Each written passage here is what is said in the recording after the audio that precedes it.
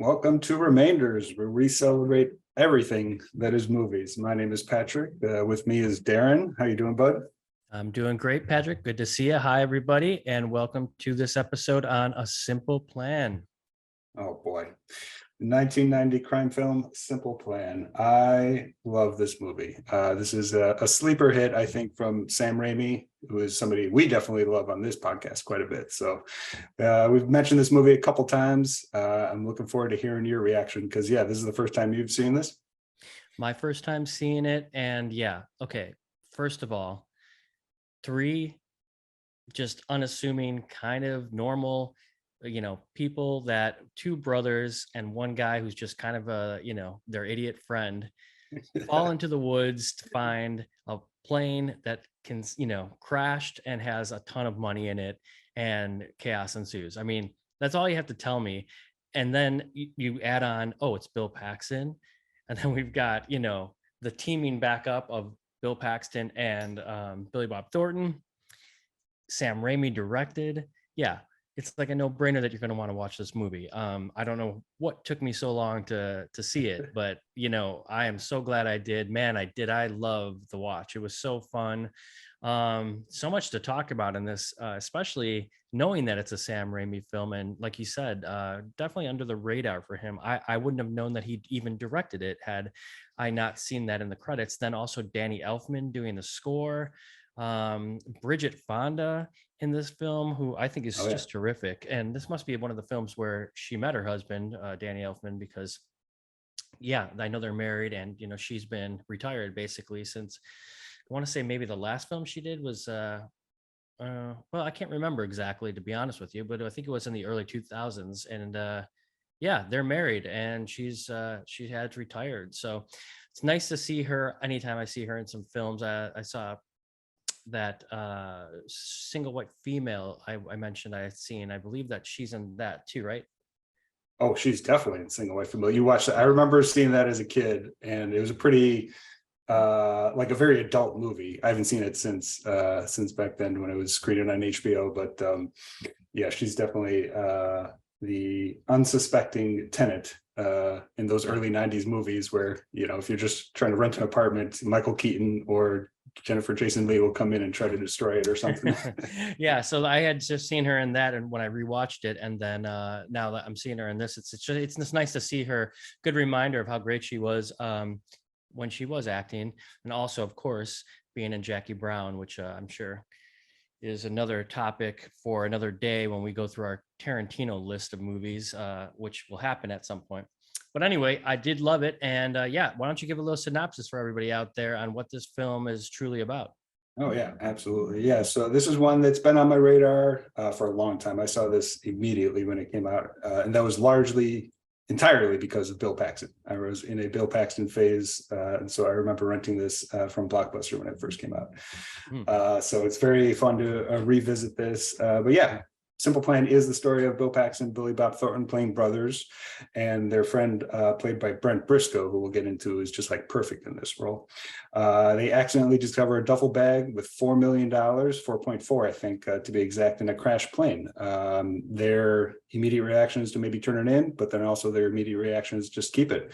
And this is what really spurs a series of tragic events that bring the three men down. And that's what I love about this, the simplicity of this story, is that you have this idea of this blessing that just clearly becomes a curse. And there's no gray kind of area. It's like almost immediately it just starts bringing them down. And then the rest of the film is just them trying to salvage that, trying to deny how their lives are just being impacted by, I mean, there's the greed, there's unintended violence, there's accidental death, and the exposure of past family trauma, which is something that just really gives another layer to this movie. And like I said, the money just ends up being a clear curse until the very end. And that's why this movie, I think, just resonates. It is based on a novel by Scott B. Smith, I believe. I have never read the novel. People in the literary circles love this novel.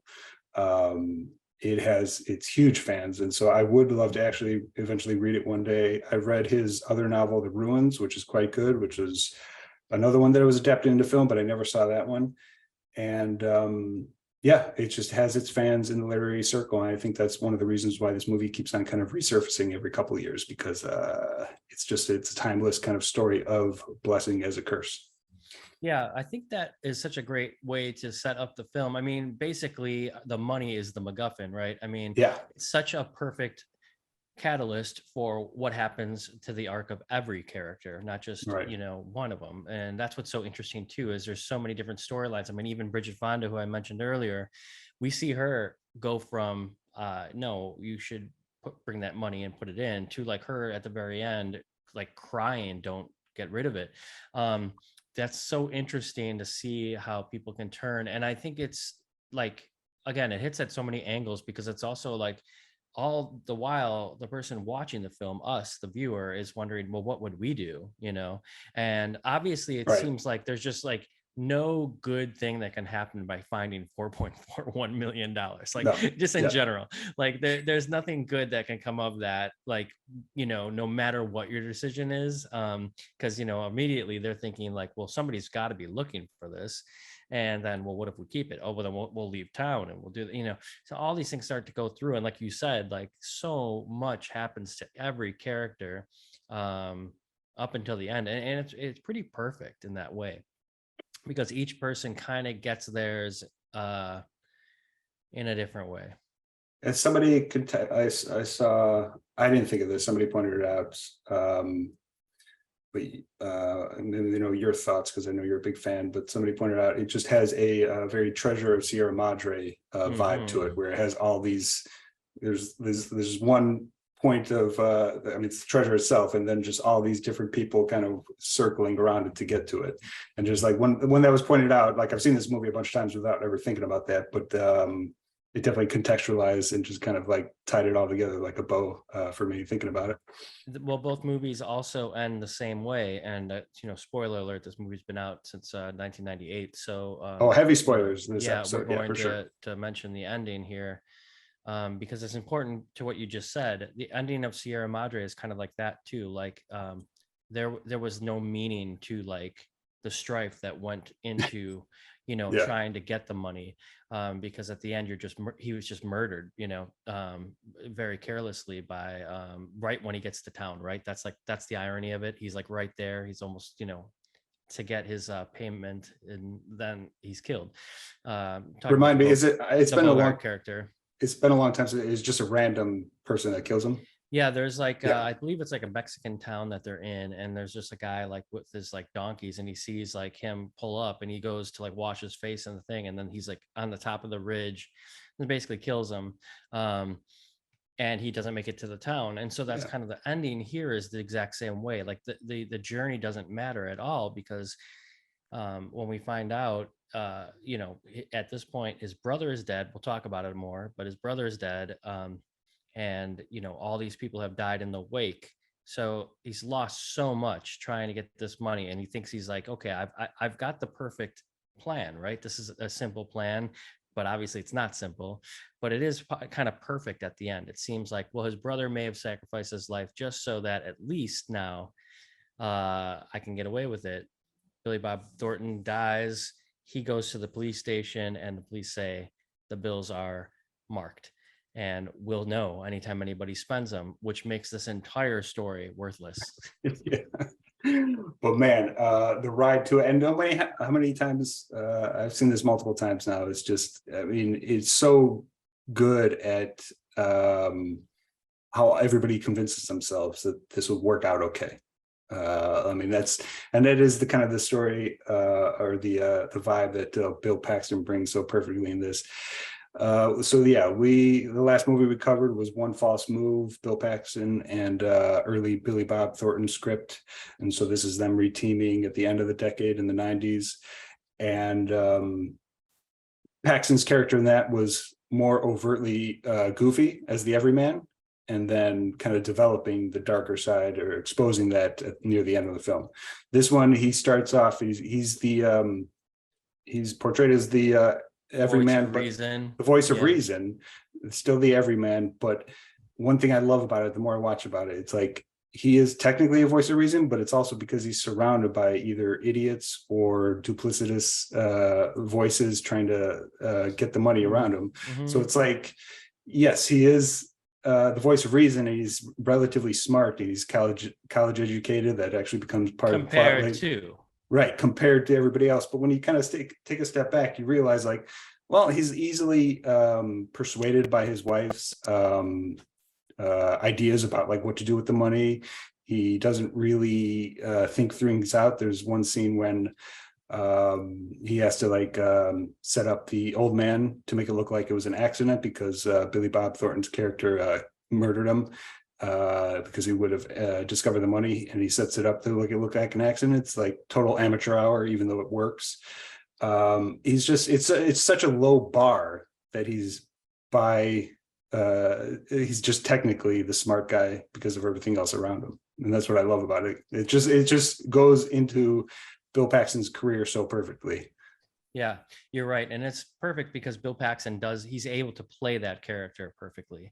It is very subtle that way because, yeah, like it may take a few watch to realize like this guy actually isn't that smart, but compared in the story to the people he's paired up with, you think, oh, this guy, we want him to like get out of this, or we want him to even get the money because he's like, but he didn't never not want that money. And even their partner there calls him out on it, calls his bluff, because he's always like, I'll burn the money. Yeah, but you never really think he ever means he's going to burn the money, and that's why like he's so quick to hide the body. Like even when the old man wakes up and you kind of think, oh, maybe he's trying to save his brother because his brother just hit him over the head and his brother's going to go to jail for murder, but not really. The real reason that he wants him to die is because he knows that he wants to keep the money. So if his brother gets caught, they're going to find out about the money in this whole scheme, and he's never going to get to keep the money. It's really always about the money. It's always definitely fueled by that. There's no like real reason for him to save his brother in that other than, I don't want his brother to tell the cops we found this $4.4 million. And that's what's so fucking great about like the direction. It is very plainly directed by Sam Raimi. We'll get into a couple of things that it has his trademark on it, but just generally, it's like it's laser focused on that money, and then literally every line, every scene, and every action is about how that money exposes everything that's chaotic and traumatic and just terrible in their lives, either from the past or in the present moving forward. And so it's just like, it's so expertly directed in terms of like telling a story. It's like everything is on the focus on that money. So, and it doesn't let up until the very end. I mean, it is pretty rare when you find a film that does really bring the audience along with questions of like, what would you do if you were in this position? Yeah. It is kind of rare to find a movie that does it so well, and this movie definitely hits on those points. I mean, today it would be a lot more lecture, like of what is right and what is wrong, because that kind of just seems to be a little bit more pervasive in the last 10, 20 years of story do or you shouldn't do, and whereas this is straight up like what these characters are doing. Right. Yeah. So, with like Sam Raimi, speaking of him, again, it's very unassuming, and I don't even see like a lot of his trademark in this, but there are a few, and like you mentioned, and the first time I ever thought like, whoa, this is definitely Sam Raimi directing this is when that bird, like there's like and it's like the real crazy tight fast shot that goes in on this bird, and I don't even know like what it was. It was like a transition, but it was so like getting into the mind of the characters and how they're starting to like unfold. That's the first time I saw like, oh, this is a movie directed by Sam Raimi.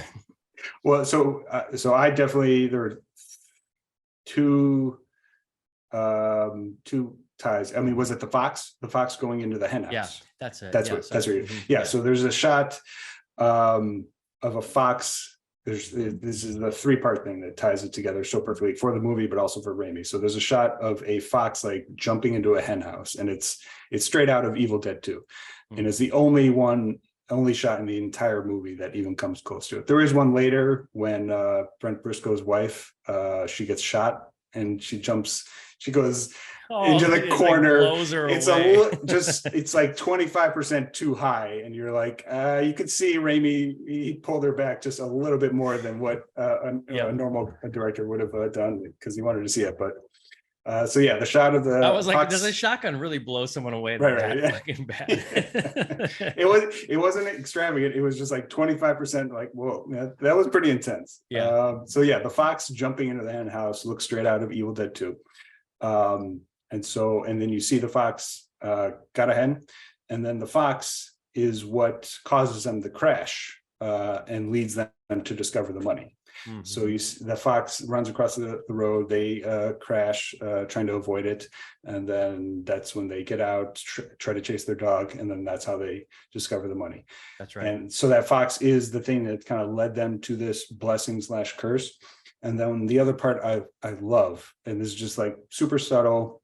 There's a later scene when Bill Paxton's character is getting a haircut. And then Chelsea Ross, the great Chelsea Ross from Drag Me to Hell, Major League. He's so great in this movie. He's the town sheriff. Comes in, asks Bill Paxton to come in for some questions because they have the city cop coming in looking for a downed plane. And this is the first time you see like terror on Bill Paxton's face. And it's pretty subtle, like he's obviously in public, so he's got to like keep it underhand. But in the corner, like sitting by the barber chair, is a stuffed fox, and it's pretty obvious once you discover it. Like once you see it, like it's totally subtle there, but like once you see the stuffed fox is like in the frame almost the second that he says, "Oh yeah, there's a guy looking for a plane. Can you come in tomorrow for some questions?" And it's just like, it's so subtle, but like such a perfect little notch to that fox, been through line to like everything bringing them down. I didn't even notice that. But Yeah. this was my first watch, so I wasn't like necessarily paying attention to the frame as like well as I Right. would have like on a second watch. Wow, that's awesome. Yeah. Yeah. And that is It's- very Raimi.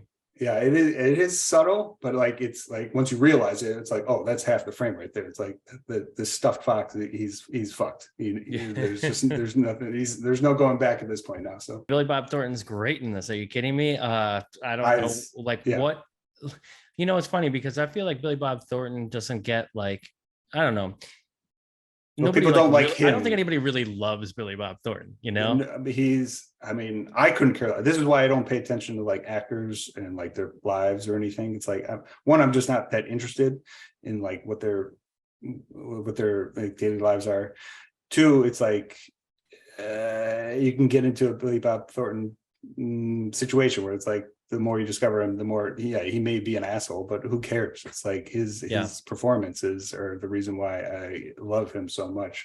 And it's like it really is like this and Bad Santa are like honestly like my two favorite Billy Bob Thornton performances. I love Bad Santa. I tried to get my girlfriend into that like 2 years ago, and then she's just like, yeah, this is not necessarily my favorite Christmas movie.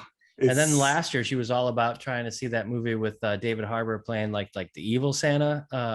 Stranger Things. And I was like, I'm not gonna go see that. I gotta, if I want to watch anything like about a Santa behaving badly, I'm going to watch Bad Santa. And they made a second one, I know too. They did with Kathy Bates, which I never saw. Yeah, I didn't hear anybody raving about it, so I thought it was okay to skip it. But well, if I'm not mistaken, Terry Zwigoff did the first one. Yeah, it's definitely right.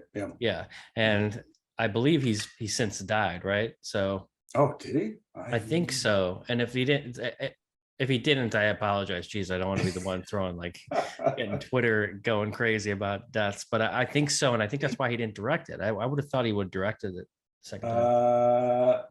I don't see anything about his death on the immediate Google page. So all right, well there I am. I'm wrong again about a celebrity death. But anyway, Terry Zwigoff. I love Terry Zwigoff, and he did a great job directing that first one.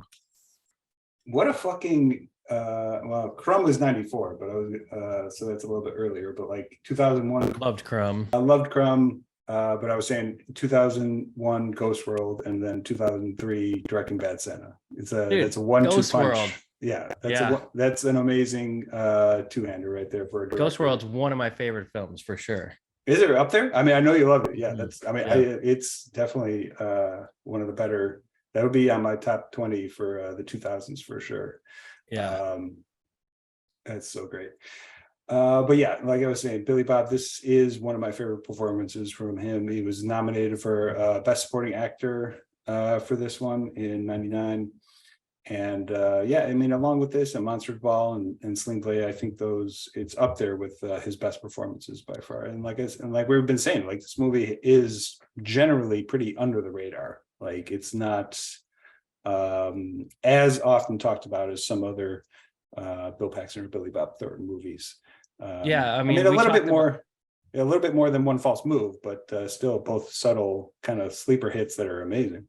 And like we always talk about with like Time Will Tell, I mean, we're hearing One False Move is, definitely getting a lot more play now that Criterion has put it into the collection. And, Yeah. I'm sure other people are going to be checking out this film now because that's such a, awesome movie that nobody, if you didn't see it and you do see it, you're going to think, wow, how did I miss this film? It's so great. Right. Yeah. Well, I mean, so this one has the fact that it's directed by Sam Raimi. So this one is always, no matter what, it's always going to be discovered because of him. Obviously discovered because of Bill Paxton and Billy Bob, but I mean, yes and no. So like, I still feel like Sam Raimi isn't like necessarily talked about up there in like the greatest directors of all time. I still feel like he has a little bit more like lens on him because of some of those superhero movies that he's done, with the Spider-Mans and stuff like that. But I would still think like nobody's really looking at, and they should. I'm not saying that this is right, but I don't think he's always in the conversation with like the best directors of all time. Maybe not on that conversation, but certainly among cinephiles like us, people who embody the video store all day. He's definitely a favorite for sure. Like he's more of a like a fan favorite of film and especially horror film, obviously. Right. But then his contributions to the superhero movie, I think, will only become more and more respected. I mean, he directed Spider-Man 2, which is still, I mean, Spider-Man 1 and Spider-Man 2. Well, yeah, he did all three. I'm saying Spider-Man 2, I think, is one of the best superhero movies of all time. And I think that will probably hold that mantle for a long time. With Doc Ock and everything. Oh, yeah. That one, that's as good as a superhero movie can possibly get, in my opinion. Like a big budget one for sure of a past character. I mean, he made Darkman, which is his own superhero movie. I mean, so apparently he made that because he didn't get a chance to direct Batman like he wanted to. It obviously went to Tim Burton, but he was definitely down to direct Batman. Didn't get that opportunity, so he was like, all right, fuck it, I'm just gonna make my own superhero movie. So Gary Cole shows up at the end. He's the cop investigating the plane. Very fun to see Gary Cole in this. I looked it up. It basically came out the same month as Office Space.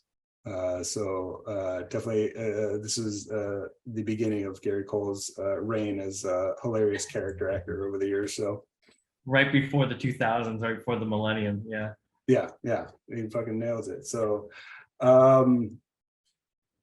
yeah, what did you think? So I mean, go back to Bridget Fonda. Yeah, I didn't know she was married to Danny Elfman.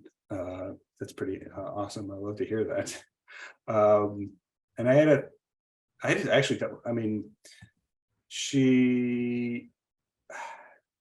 what did you think of her character? I mean, I viewed it as, amazing performance, but just the character itself, it's a little bit more malicious and instigating than her amazing performance and kind of sunny personality kind of gives. It's such a duplicitous role. Well, my favorite thing about her is that, like, she just feels like the unassuming housewife who's there to support her husband and doesn't mind her life, and is there to make dinner when you come home, and they've had a good life and things are nice. But just like anybody else, there's like things that like bubble up in relationships that you hold inside or you don't talk about with your significant other. So through this whole thing with the money, that actually like brings her to a place where she's like, I don't want to be this housewife that like, you make no money and we're not gonna have a good life. Like at the end, she just basically throws it all out there. And this is, this life, what are you gonna do? What are we gonna struggle for the rest of our lives again? And it's like, damn, where did this come from? But I feel like that's like so relatable because everybody kind of like has that bubbling up. You just like, try to like put a good smile on every day and not talk about that kind of stuff because you think it's going to get better, it's going to get better. But when it comes to your doorstep and it's like right there, $4.4 million, you're like, Right. we're not going to take this. And then especially like now that I know, which is also a little far-fetched, like that he's going to tell his wife all of these things he did to like get to this point at the end of the movie where it's like, I killed my brother, we killed this old man, like we've done all these, like we've committed murder basically. And she's just kind of like, keep going, keep going. It's like, Right. Yeah. Her scene at the stairwell, when it's that whole monologue of Bill Paxton is about to like, it's like 3/4 of the way through. He's like, this is it. We're getting investigated by the cops now. I'm going to burn the money. And she gives this speech laying out the rest of their lives of just this, I mean, they're not living in poverty by any means, but she's laying out this life of like,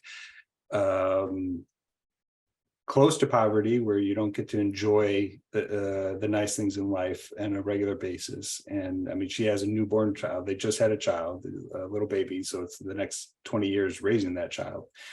And it is a pretty heartbreaking scene, and her performance is amazing, but at the same time it is, and duplicitous, I said, is maybe not the right word, because she's definitely on the same side as Bill Paxton for sure, but like she definitely wants the money more than anybody else for sure.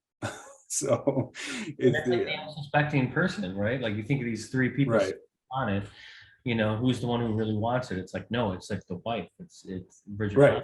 You see Brent Briscoe, he's the friend getting drunk and being like, Jesus Christ, I want this fucking money. He's like the one most overt about wanting it. Whereas at the same time, Bridget Fonda's character is just being like, all right, I actually want this more than anybody. So I'm going to do everything I can to trick Brent Briscoe's character and to fuck him over to make sure that we can get this money right. So yeah, it's a super out of left field, you wouldn't have expected kind of situation. And Bill Paxton like even unloads on her like, I followed all of your advice and it's fucked this up, right. Because that's what I'm saying. Like he's seeming as like a smart character, but he should probably, I mean, most people I would assume would be a little bit more critical if they're, I mean, I'm not married, but maybe that's just what married life is. If your wife tells you to hide up the money, maybe you just have to do it. But he definitely just goes with everything at the blink of an eye. So yeah, I definitely love like the way all of the characters have just moved through this entire story and what eventually happens with them. And let's talk about Billy Bob at the end there then. So he just wants this, all he really wants is like a simple life, to be on the farm. He has this like story about how like his father basically killed himself, and Bill Paxton's like almost like Bill Paxton never like accepted reality of like what his family was, right. And like you said earlier, yeah, the nice thing is that there's this like kind of like deep rooted family history story that we don't really I guess we don't really deserve it because there's so many good things in this movie that like all of a sudden this is like a nice bonus, because that's kind of the idea that Billy Bob is like, you called him a tragic character, and that's so perfect. He's just so tragic, and he's just constantly fucking up. He tells the cop that we found a plane, and you're just like the whole time you're like, man, this guy, there's no redeeming qualities about him.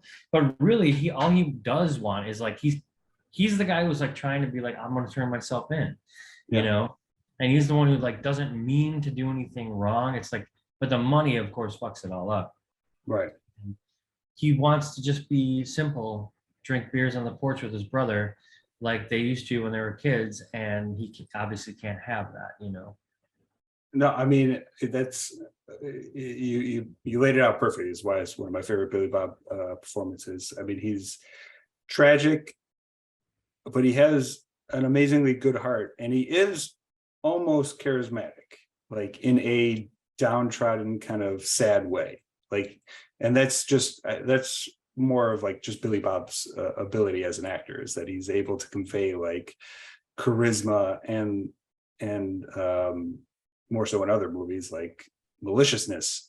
But in this movie, it's more of a little bit of charisma with just a sadness that you can see that he's just lived his entire life. I mean, that scene in the truck with Bill Paxton, his brother, and he's talking about how it would be great to like have a girlfriend one day, and Bill Paxton is like, oh yeah, what about that one girl you were seeing? He's like, well, it turns out it was just a bet from her friends. They paid her $100 to go out with me for a week, and that was the closest that he ever came to being with a girl or anything. He's like just a couple dates, hanging out with them, holding her hands, and his delivery of it is just like so telling of like where this character is coming from. He's like, yeah, I could see this as a way out, and being able to kind of take over the family farm, but at the same time, like he's seeing everything fall down around him, and he's like realizing like, oh, this what little I had is just being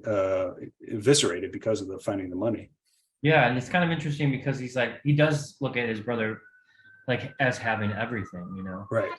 And I think that's something Bill Paxton like kind of loses sight of as the movie goes through. Like he does have a wonderful family life and stuff. It's like, why do you need this money? Why did you need to get yourself entangled in all this? And in fact, I think Bill Paxton even says that earlier. Like I should have even taken the money. Like, but That's what further he goes into it, he can't help himself. I mean, there's a quick voiceover narration at the beginning with Bill Paxton, and it's so plain that it's almost distracting. Like he just delivers it in a very basic way. He's just talking about like, oh, what a happy man is, a beautiful wife, a nice baby, a home, a roof over your head. And for a minute, I had it all there. I didn't realize what I had. And it just sets it up so perfectly, even though it's like almost delivered in a totally ambivalent way. Yeah, and that's like a bit of like the Fargo thing, right? It's like Yeah. kind of like telling the story of like, or even American Beauty, the way it begins, like you know something fucked up is going to happen to this character who's like giving the narration. Like, yeah, I had this great life, but watch and find out what happens. That's such an interesting way, because like even that like voiceover stuff is like kind of something we don't deserve in this film, you know. Like I didn't even think about how cool that is actually that it opens that way, because I watching it the first time I didn't really pay attention too much to what he was saying, I guess, you know. It was just kind of like a nice setup of like the of what you know, the places that we're going to be seeing through the film with the narration over it, right? Yeah, that's the thing. It's like it's so plain, but it's telling you right at the beginning. It's like, well, I had a lot actually, and now I'm fucked because now I have nothing. So, or well, it's not that he actually. I mean, he does lose. So we get to the end. Gary Cole shows up. Turns out he's actually the guy who was smuggling the money. They kill him. Chelsea Ross gets shot, and then Billy Bob's solution is just like, if you kill me, he's done for one. Like he gives up. Like he doesn't want to experience anything anymore of what all the loss around him. And in the murder scene, he's like, just shoot me, and that's going to be a way to close it up, and then you can live on with your wife and baby, and that'll be the end of it. And then it even becomes a bigger fuck you, like you said, when they discover that all the bills are marked. So he doesn't even get that life of losing his brother with the money. He has to burn the money itself. And so he's back to basically square one, but just in the most depressing way you could possibly do it. Like this movie is grim when you kind of take a step back, being much like, wow, yeah, this is the ultimate crisis of faith film, where it's like the person is almost in the exact same position, and now it seems that much worse. Yeah, 100%. And yeah, it's almost like you're here for this ride and to hear these stories, but like at the end there, you're not getting any kind of like happy ending. Nobody's done anything redeeming. It's just, here's this crazy fable about this terrible time in these people's lives. Roll credits. Blessing as curse is kind of the way I've always kind of viewed it. It's like, it's just such a clear, and that's a simple theme, but I think it's much more complicated and difficult to like actually employ that in an awesome movie like this. So yeah, I'm glad you liked it. Any closing thoughts on it? No, again, this is nice to see Bill Paxton with Billy Bob Thornton, and the we did one false move last week or last 2 weeks ago. And I really love seeing them in these two different kind of films, but you know, these actors I think need a little bit more um, spotlight on them. Bill Paxton and Billy Bob Thornton. I don't think anybody looks at them as like movie stars, but like they've carried some pretty amazing films, and this one is right up there with any of them that you could put in their filmography of bests, in my opinion. I mean, yeah, I've said it 100 times before, but Bill Paxton is he was one of my favorite actors. And yeah, he had leading roles like this, both these movies. It's the leading role, he's the leading man, but these were never the ones that like he's kind of most remembered for or were the most financially successful. So he always kind of returned to those character acting roles, which, I don't know, like he was as good as the character actor roles as he was in the leading man role. So there was just, yeah. I mean, I'd take it all, like his entire filmography. There's so much to love, and this is right up there with it. Well, like we said last time, rest in peace, Bill Paxton. Gone too soon for sure. And this is a great film. Thanks for bringing it to my attention, as you always do. It's funny. I sit down in front of these films, and for anybody that's gotten through our technical difficulties and is still listening, I just want to thank you, because when I sit down and watch these films that you like, are like, hey, what if we do this film? And I hadn't seen it before. It's like so great, because I just don't see myself sometimes picking up, like, you go through and cruise your digital library, whatever it might be, Netflix or whatever, and I don't ever see myself like picking these films out. But when you have somebody that is recommending them to you that you respect, like I do with you, almost always, your picks, it's kind of a fun watch, because you wouldn't have really watched this film in the first place. And I've really, every time we go down, it's pretty rare that I haven't liked the film that you've recommended, but I really also paid more attention almost to the film, because I know this is something that you've recommended that you like a lot. And it's a different experience than just like going through and being like, I'll watch this because I've got nothing else to watch. And usually when that happens, you don't pay much attention to it, or you have it on in the background when you're doing something else. Like these films I've really sat and gotten into, and they've bettered my life, for lack of anything else to say. Hell yeah, fucking love to hear that. Well, I mean, you're kind of, high level. I mean, that's the reason why video stores, which was what we're kind of trying to recreate here, great movies like the Music Box, or movie theaters like the Music Box, podcasts in general, people talking about movies. that's thousands of movies get made every year. It's but it's the ones that stick with people they want to talk about, and that's an ongoing source of rediscovering films. It's if you've never seen a film from 1999, it's new to you, or even 50 years before that. There's no reason why you shouldn't keep on digging back and finding all the great stuff that came before your time. You might have liked Doctor Strange and you thought wow, this director did some things I love, and now you've just realized, oh, this director actually has been around for a while and did some other really cool things. People know Evil Dead, that's beyond me, but yeah, there's probably people out there that haven't seen it but have seen Doctor Strange, and now they get to experience the love of Bruce Campbell.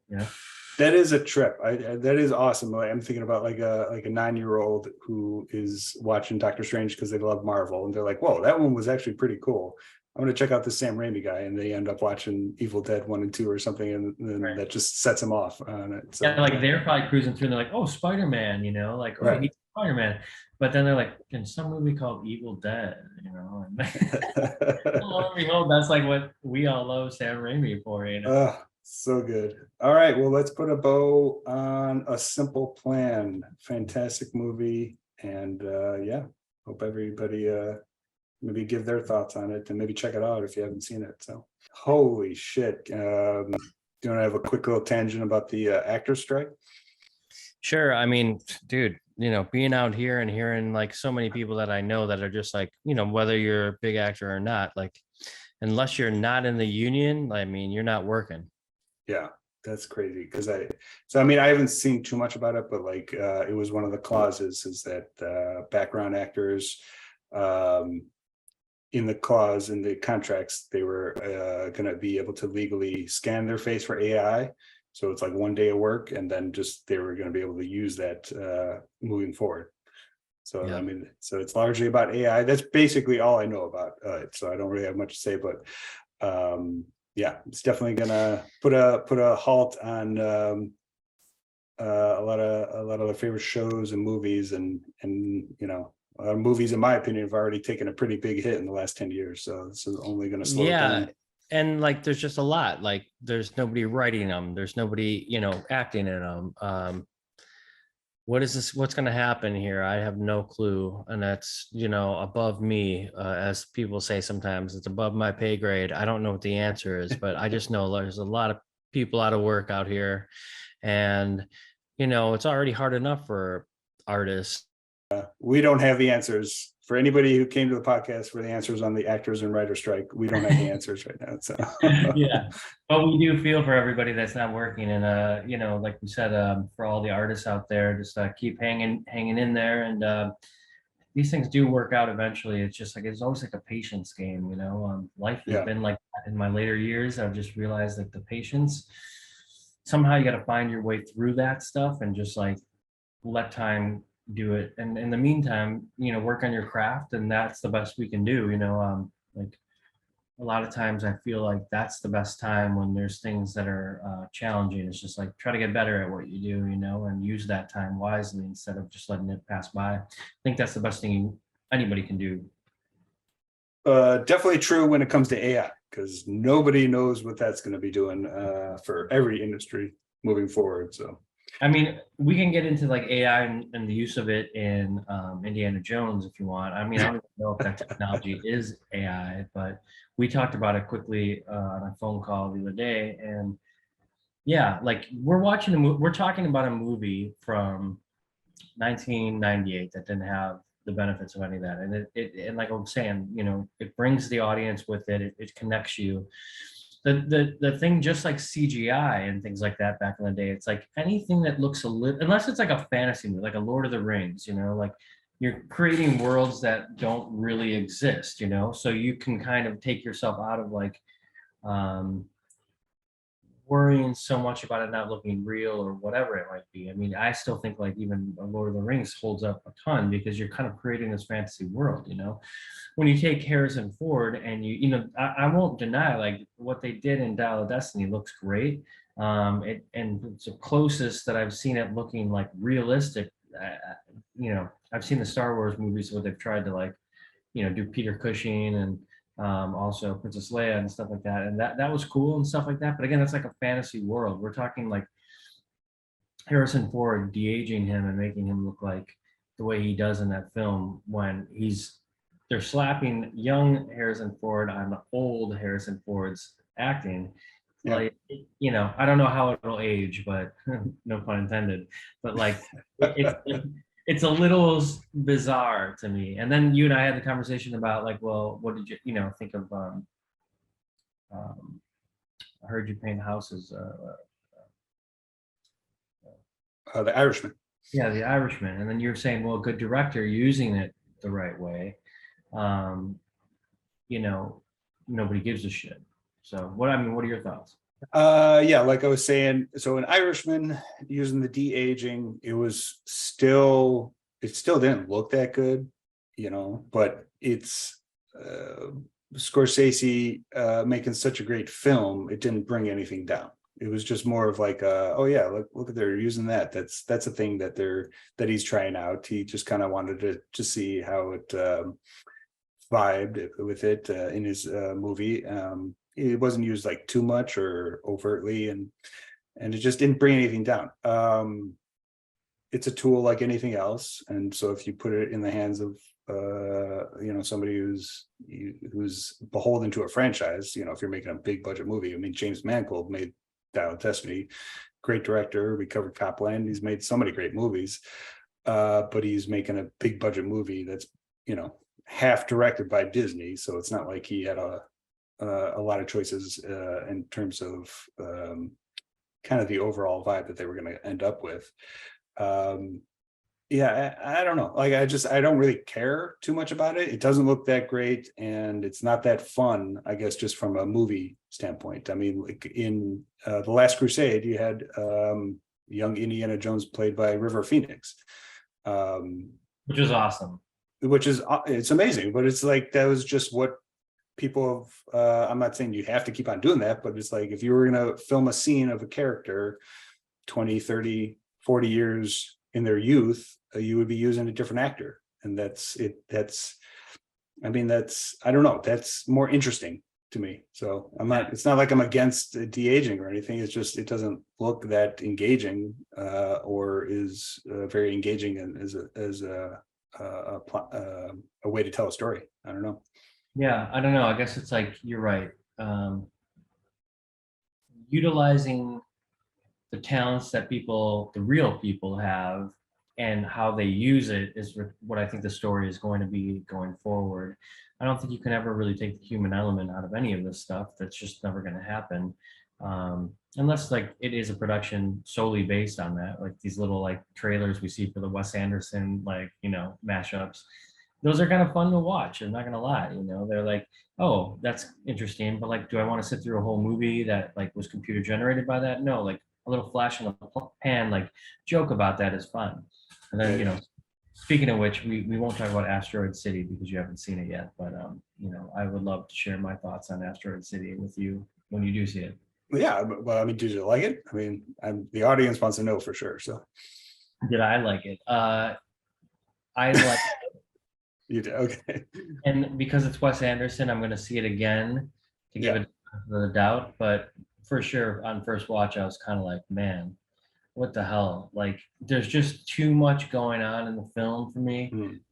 Kind of how I felt about French Dispatch, even though like I know a lot of people love French Dispatch. These stories that he's telling, just like they're getting very, very ensemble, very, very like lots of stuff kind of happening. And there was, which is rare for like me in a Wes Anderson film, like there's really not much feeling. And I think that there's supposed to be. So you tell me when you see it. Yeah, well, I mean, just based off what you're saying, I mean, it sounds like those have been not critiques, but just people and their kind of relationship with his movies for a while. I mean, they've always been pretty cold, which I'm fine with. Yeah, but the thing is like when there are those special moments, like it's been a tough year, like Chazzy, Exactly. Yeah, that's Chazzy or whatever. Like those moments are so beautiful. Like, and right. The whole movie, when you're loving these characters and everything for these moments, and that never comes for me. Yeah. I think I tried to. And again, dude, can we fucking stop with Margot Robbie in every fucking movie? Like, if this episode, if this episode of Remainder is like, if there's any snippet that we can pull from this, it's like, can we please stop casting Margot Robbie in every fucking movie out there?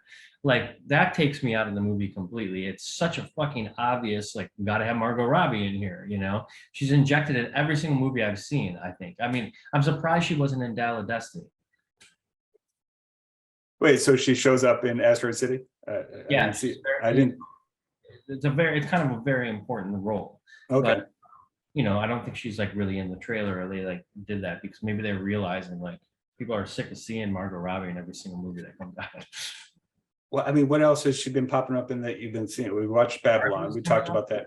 Barbie's coming out. Barbie's, but that's like that's her movie. So like Babylon. Yeah. Fucking movie with Amsterdam, which I didn't see because I was like, I just don't want to watch another Margot Robbie movie. I don't know, dude.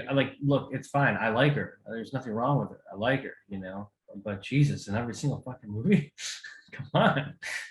Put somebody else in that role. That's fair. I mean, like I was saying, like I love Babylon, and I think she's amazing in that. So I'm definitely. She's a great actor. I'm not saying anything about her. It's just that she's oversaturated. It's like when Limp Bizkit put out, the Nookie or whatever, and they played it on Q101 back in Chicago, like every single second. It was great because people wanted to hear that, but then it got old, And just because it's like a great thing, it doesn't mean you should overuse it. Nookie never gets old. That's an absolute classic banger and a classic album that we will be listening to for 50 years. Maybe that should be your song of the week, the Nookie by Limp Bizkit. I mean, that entire album is a early 2000s classic.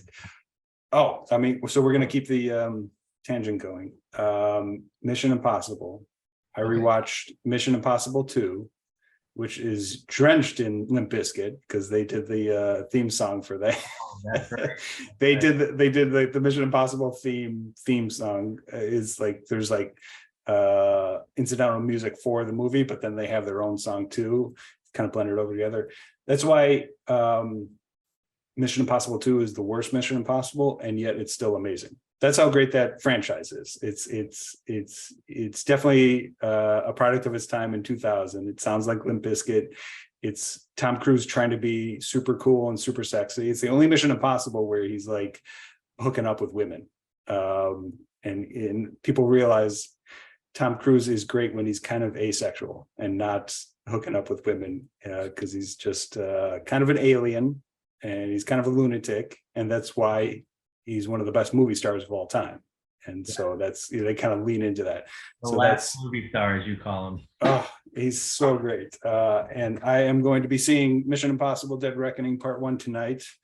And so, yeah, definitely excited to keep that going. I was thinking about it. It's my ranking, because I know you haven't really seen too many of the, if any, you haven't seen any. Yeah. So No, I mean, I've seen bits and pieces of the De Palma one. okay. I don't remember seeing it all the way through. And so I'm seeing it all. If we're lucky enough, we're seeing all of them this weekend. Like it's total. You got some good viewing to watch.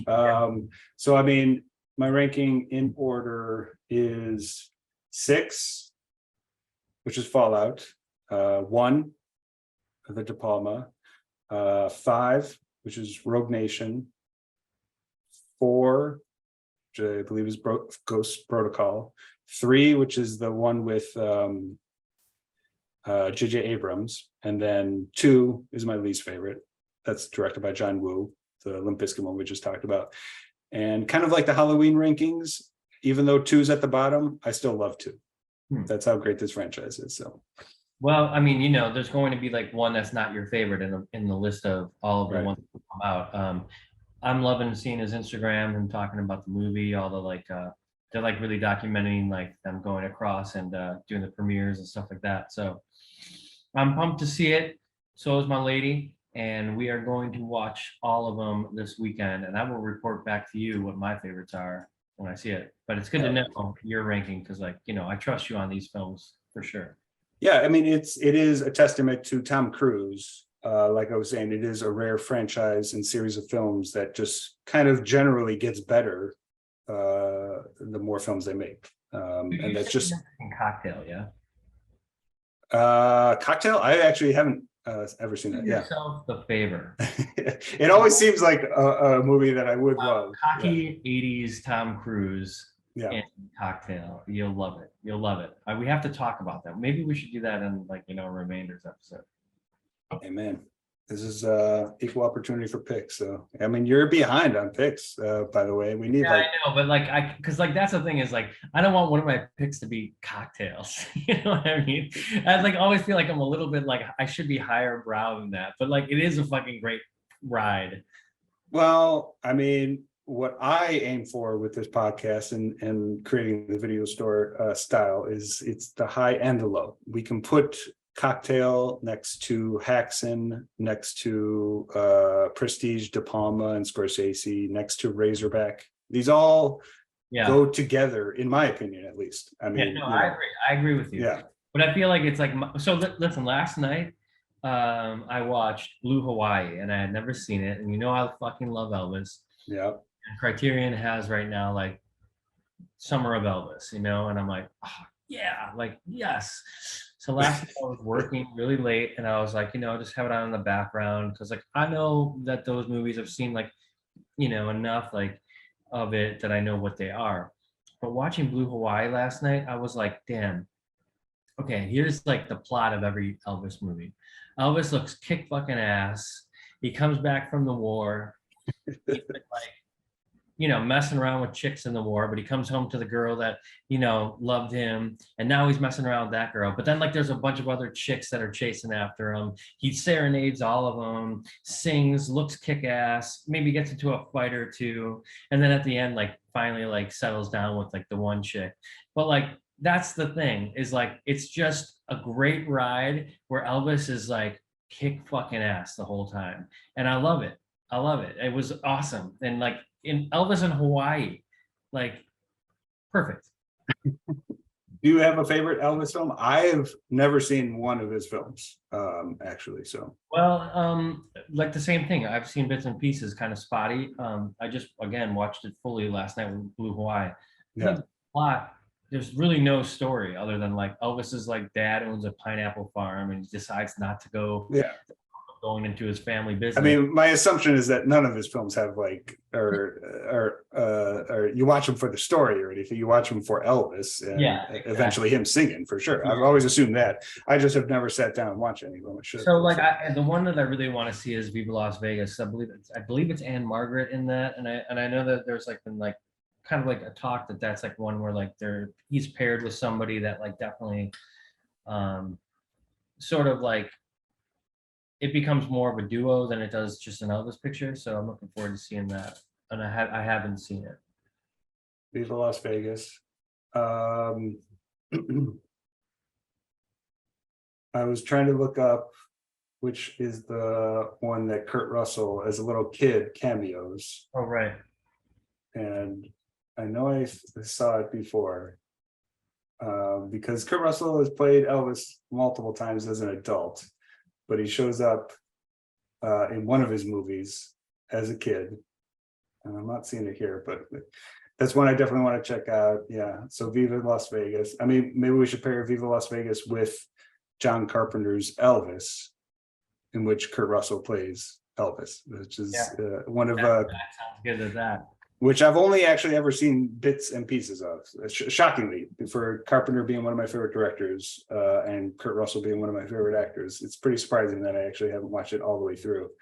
I think that would be a fucking trip to watch for sure. Yeah, especially because like the situation with Kurt Russell and like his whole like he was going to be like brought up in the Disney system. It's such an interesting story that he has, and the way that I mean, I don't know these days like who's left that like worked with Elvis, like oh man, it's crazy. Like so many people that have like been in those films and stuff like that are not around anymore. So kind of cool. Yeah. Russell was. I mean, that's the thing with Russell. It's like you're saying, he was in the Hollywood system at a young age, and that's a hard thing to do. That history shows if you're a young person in Hollywood growing up, it usually doesn't turn out that great for you, let alone as great as it did for Kurt Russell, becoming one of like the most fun actors to watch over the years.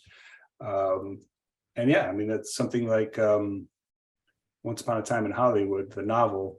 I mean, obviously the movie, but the novel that Tarantino wrote, he dedicated it to Kurt Russell because he's just been such a touchstone for Tarantino, connecting to like older Hollywood, a little bit before his time. So. Yeah, and of course, like Tarantino loved watching all those movies, Kurt Russell movies in the 70s, I'm sure, Oh, yeah. And he gets to work with them. How cool is that, Yeah, let's cruise through, just because I have a feeling my computer's going to die, our picks of the week, and then we can wrap this episode up. I'll start if you don't mind. I told you last week that, 2 weeks ago, we had to take a little bit of a break because I was busy, that song by Joe Stafford, it was such like an important song, and I just listened to it forever. But in that same year, I believe it was 2017, I had really been painting for that art show that I had started, and there was another song called Cocktails, and I kind of came across it by listening to Pacific Ocean Blue by Dennis Wilson.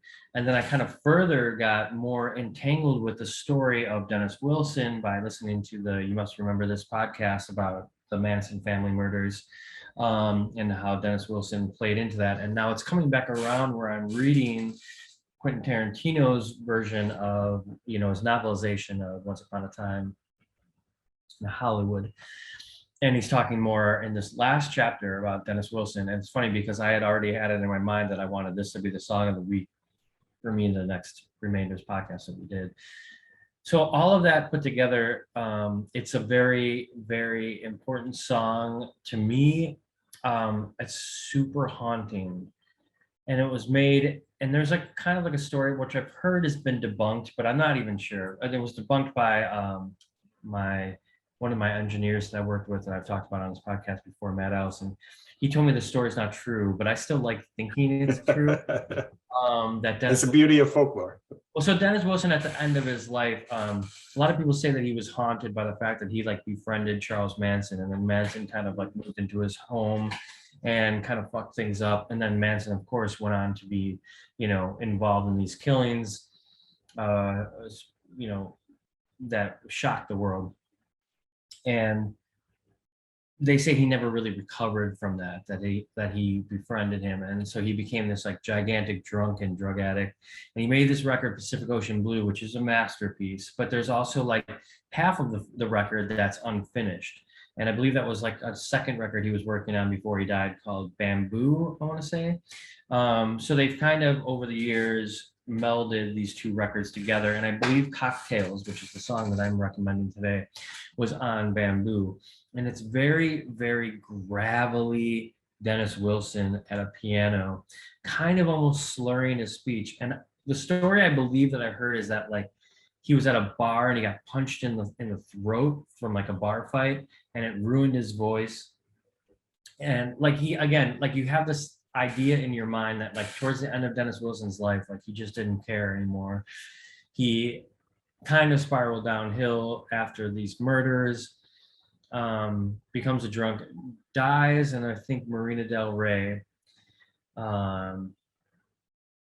drowned from being really drunk and had gone swimming or had dove off the boat he was on and died. So like there's so much wrapped up into the performance of this song. If you know all the things that I just said, if you've listened, if you've studied Dennis Wilson, if you like the Beach Boys as much as I do, which of course I do, and also the Hollywood history and all of these things that are entangled into it, when you hear his voice on this song called Cocktails, you'll really, really, really let it sink in, the weight of everything that I just mentioned. He says this line over and over, porque no dice que me quieres, I think is how it says in Spanish. And it's what the pronunciation of that is, or the decoding of that is, why won't you say you love me? Man, this song, it's I listen to it on repeat, and I would like get drunk sometimes and listen to it and just feel the weight of it. It's one of those. So, well, yeah, I don't know what else to say about it other than what I've said. You got to kind of listen to it to let it sink in the way that it is. And I hope you enjoy it. But it's called Cocktails by Dennis Wilson off of the Pacific Ocean Blue double disc. Yeah, enjoy. Hell yeah. Yeah, I'm looking at it. Pacific Ocean Blue and Bamboo looks like it's the 2 CD Deluxe Legacy Edition. Looking at Spotify right now on that. Yep, Cocktails. I actually had a Beach Boys song on earlier today. I was re-listening to the Boogie Nights soundtrack in preparation for their 70mm screening at the Music Box tomorrow night, Awesome. which I'm extremely excited for. Yeah, like this weekend is stacked. Mission Impossible in the theater tonight, and Boogie Nights is 70mm and a sold out crowd in the Music Box tomorrow night. So, so yeah, I heard a little Beach Boys earlier today. Yeah, I know you liked that soundtrack. What's that? Isn't it God Only Knows from that soundtrack? Exactly right. Yeah. One of my favorite movie soundtracks of all time. Love it. Yeah. Beach Boys I've always enjoyed. I don't think I've ever branched out from just their albums. So I definitely never listened to Dennis Wilson. So I'm looking forward to this. His cover, he looks like the third Wilson brother with the beard and the hair on this picture. So well, yeah, it's funny because Dennis is the one that was actually the surfer. So except for Dennis, and he was the one kind of towards like the way that Tarantino explains it in the book. Yeah. In the chapter I'm in right now is he's like, Dennis Wilson was the only one too that kind of like maintained like the surfer physique, like he mentions that Brian kind of got overweight, and that Mike Love had been balding since he was 17, and all these things. He's like, but Dennis was always like the handsome surfer, and that's kind of like what kind of got him in trouble, with the ladies and different things. Like, I mean, I heard that the story that he had been picked up, the way he got involved with Manson is that he had picked up a Manson family member, I forget which one, on PCH when he was driving down, and then he invited him to his place, and he kind of like started having sex with her. Might have been Leslie Van Houten, I don't know, or maybe Squeaky. Is that the same girl? I can't. Anyway, whatever. Picked him up on PCH and then invited Manson into his house, and that's kind of how this whole thing started. Jesus Christ. Man. So how many Wilson brothers were there? When I said, okay, so Dennis and Brian. So there were three. Was Dennis in the Beach Boys technically? He was the drummer. Okay. So when I said the Wilson brother, I'm not even joking. I was talking about Owen and Wilson, and Luke Wilson. So I'm saying he looked like Andrew Wilson, who's the third one who shows up in a couple cameos. And so it's just a total coincidence that they have the same last name. And it is pretty crazy that the three brothers, and I'm looking at his the disc cover on Spotify. He looks, and then I pulled up a picture of Andrew Wilson. I mean, he looks exactly the same. I mean, largely because of the hair and the beard, but I can see that. Yeah, Future Man. There you go. I love it. Yeah. Which I heard that song on my running playlist a couple weeks back. Still an absolute banger. So that's a good just total coincidence. When I said, "Oh, he looks like one of the third Wilson brother," I was talking about the Owen and Luke Wilson. So our generation Wilson brother. Yeah, exactly. So, all right, awesome. Yeah, no, I'm definitely going to check this out because, like I said, I definitely never heard either of these albums. So, I think they're up your alley. By the way, it's different than the Beach Boys, but still kind of has that little airy, surfy vibe. So, check it out. A little druggy, little 60s, 70s vibe. Hell yeah! All right, sweet. Going on the list. All right. Well, my pick is also from the 70s, earlier part of the decade. It is from an album from 1973, which it blows my mind. But it's the first Tom Waits album is Closing Time from 1973. It just turned 50 years old. Wow. His first album came out 50 years ago. And it's not like he's making music in the last decade or anything, but he's still a prominent face and a legend. And when I saw 50, it just kind of blew my mind. I was like, he's been making music for that long. So it's from Closing Time, his 1973 album, which is it's certainly in the top 6 or 7 Tom Waits albums, but it was one of the first 2 that I ever listened to. I discovered Tom Waits actually through